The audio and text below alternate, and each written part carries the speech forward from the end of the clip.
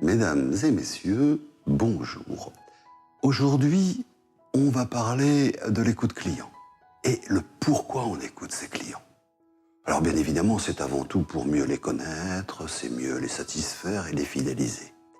Mais pour écouter, il faut d'abord s'appliquer à bien entendre la voix du client. Et donc, je vous propose de le faire avec méthode, de le faire avec une méthode de 4 tranches de 90 degrés pour constituer ainsi un 360 degrés de l'écoute client. La première tranche sera celle qu'on va appeler le vécu, qui consiste à apprécier tout ce que le client va vivre avec vous tout au long de son expérience. Il convient de lui laisser la possibilité de venir vous interpeller avec ses plaintes, avec ses réclamations, mais aussi avec ses remerciements et vos succès. On parlera d'ailleurs très souvent de la gestion des réclamations. On parlera aussi de la gestion des points de vue des clients. Par courrier, par mailbox, par urne, par chat ou tout autre moyen. Il vous faut ouvrir grandes vos oreilles pour caractériser à la fois les irritants qui nuisent à son expérience, bien sûr, mais aussi qui laminent votre performance. Si d'ailleurs certains d'entre vous vous félicitez de ne pas avoir de réclamation, moi, je vous plains.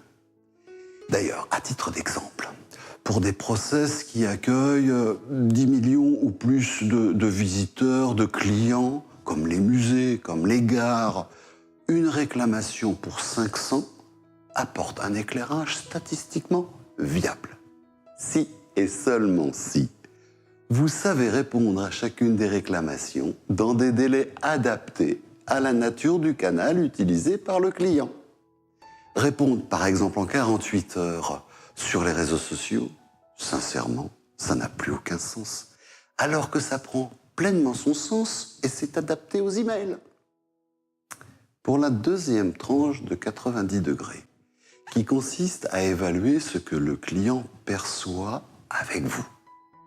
Pour certaines étapes clés, et très souvent pour les dernières étapes de process, comme le paiement, il est important de mesurer le niveau de satisfaction et de recommandation de son client, eu égard bien évidemment à la prestation que vous venez de lui offrir.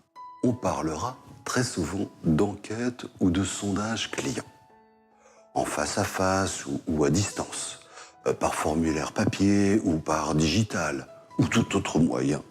Il convient d'orienter vos questions pour caractériser ce qui fait de vous un champion et ou un débutant par rapport à vos concurrents.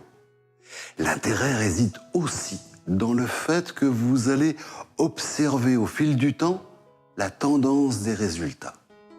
Si, et seulement si, vous répétez systématiquement la même enquête, le même sondage dans le temps.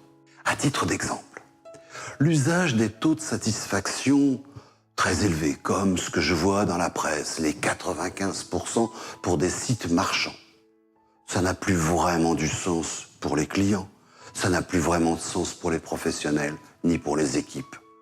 Une notation plus sévère et ou étalée sur une échelle de 100 points, ou alors encore un calcul de type Net Promoter Score sera bien plus adapté pour vous pour impulser une vraie dynamique de progrès.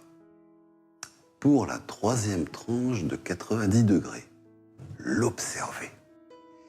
Ça va consister à vivre ce que le client vit tout au long de son parcours, tout celui que vous lui offrez. Vous avez aussi la possibilité d'injecter ou d'introduire dans ce parcours des observateurs pour vivre l'histoire avec ses bonnes et ses mauvaises expériences. Et là, on parlera très souvent de visiteurs mystères ou encore de clients mystères ou encore de management par la proximité ou le MPP. Sur des scénarios très stricts ou par opportunité, en réel ou en virtuel ou par tout autre moyen.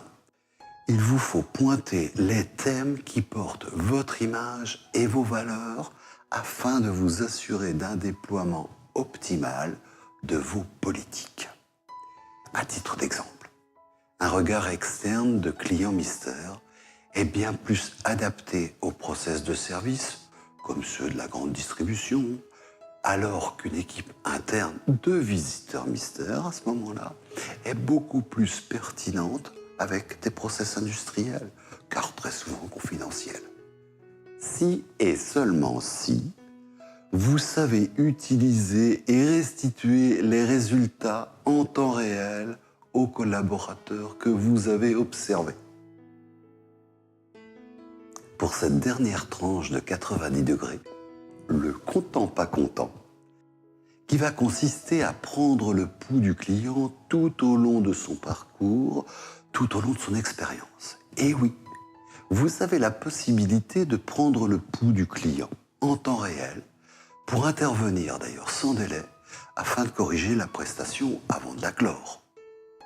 On parlera très souvent de la gestion du sourire ou de la gestion des smileys. D'ailleurs, par la technologie, les bornes Smiley Box, par des Quick Device ou d'autres logiciels à embarquer, vous appréciez à la fois le taux de vote vert, mais aussi le nombre de votes rouges produits en un point donné. À titre d'exemple, au sein des files d'attente des gares, des musées, dans les sanitaires publics ou dans les stations-service, au niveau des caisses des hypermarchés, vous pouvez collecter un très très grand nombre de votes clients. Si et seulement si vous savez intervenir lorsque le nombre de votes rouges, bien évidemment, devient alarmant sur une base de temps donné. Alors, pour conclure, en conjuguant les 4 champs méthodiques que sont le vécu, le perçu, l'observé, le content pas content, vous avez obtenu un 360 degrés de la fidélité ou de la satisfaction de vos clients. Et vous prenez ainsi le chemin de l'excellence. Merci à vous tous.